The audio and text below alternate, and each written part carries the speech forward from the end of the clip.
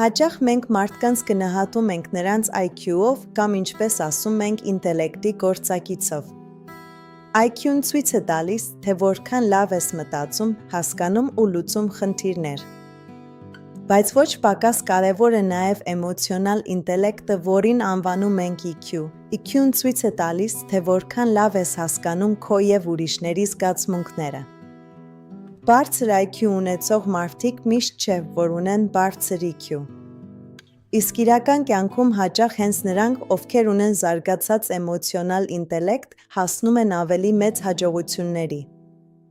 Հուզական ինտելեկտը սովորաբար բաժանվում է 4 բաժինների՝ ինքնագիտակցություն, ինքնակառավարում, սոցիալական գիտակցություն և հարաբերությունների կառավարում։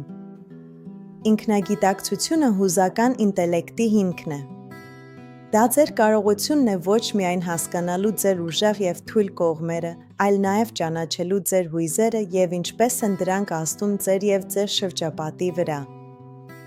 Ինքնակառավարումը ձեր կարողությունն է կառավարելու ձեր հույզերը, հատկապես սթրեսային իրավիճակներում և պահպանելու դրական մոտեցում չնայած դժվարություններին։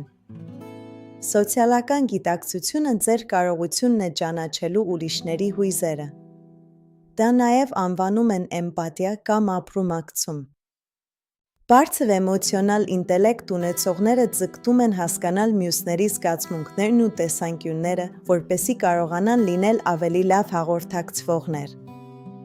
Հարաբերությունների կառավարումը ձեր կարողությունն է լուծելու կոնֆլիկտները և ուղղորդելու ուրիշներին։ Այն պահանջում է թե ինքնագիտակցություն, թե սոցիալական գիտակցություն և դրանց կիրառումը փոխազդեցությունների մեջ։ Ձեր հուզական ինտելեկտի զարգացումը օգնում է ձեզ աճել և ավելի արդյունավետ մոտիվացնել ու ուղղորդել մյուսներին։ Շնորհակալություն, բաժանորդագրվեք ալիքիս ավելի օգտակար տեսանյութերի համար։